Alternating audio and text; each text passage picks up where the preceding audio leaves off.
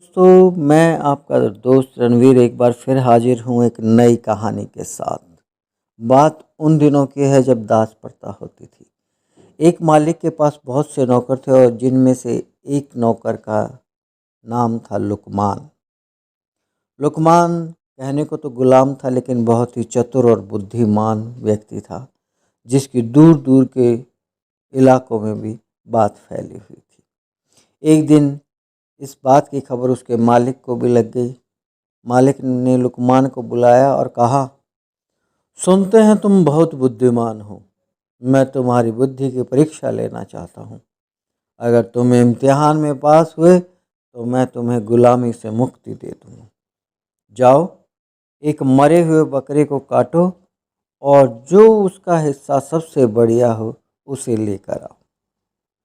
लुकमान ने अपने मालिक के आदेश का पालन किया और मरे हुए बकरे की जीभ लेकर मालिक के पास आ गया। मालिक ने पूछा कि जीभ ही क्यों लाया? लुकमान ने कहा, अगर शरीर में जीभ अच्छी हो तो सब कुछ अच्छा होता है। मालिक ने फिर आदेश देते हुए कहा, अच्छा, इसे उठाए ले जाओ और अब बकरे का सबसे बुरा हिस्सा ले आओ।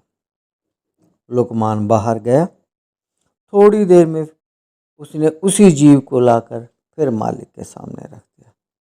मालिक ने कारण पूछा तो लुकमान ने कहा, अगर शरीर में जीभ अच्छी नहीं तो सब कुछ बुरा ही बुरा है।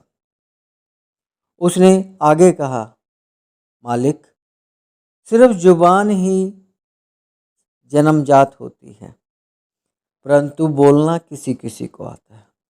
क्या बोलें, कैसे शब्द बोलें, कब बोलें, ये भी एक कला है। एक बात से प्रेम टपकता है और दूसरी बात से झगड़े की नौबत आ जाती है। कड़वी बातों ने संसार में पता नहीं कितने झगड़े पैदा किए हैं। इस जीभ ने ही दुनिया में बड़े कहर ढाले हैं।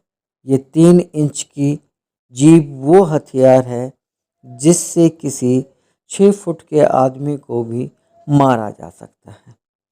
तो कोई मरते हुए इंसान में भी इस जीभ से जान डाल देता है।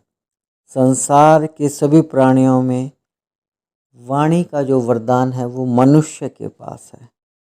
उसके अगर सदुपयोग किया जाए तो स्वर्ग धरती पर ही है, अगर उसका दुरुपयोग किया जाए तो इससे बड़ा नरक कहीं नहीं है।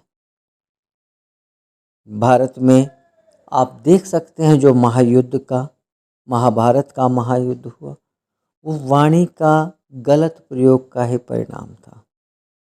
मालिक लुकमान की बुद्धिमानी और चतुराई भरी बातों को सुनकर बहुत खुश हुआ और उसने ऐलान किया कि मैं तुम्हें आज़ाद करता हूँ। दोस्तों, मीठी वाणी एक वरदान है जो हमें लोगों के बीच में लोकप्रिय बनाती है।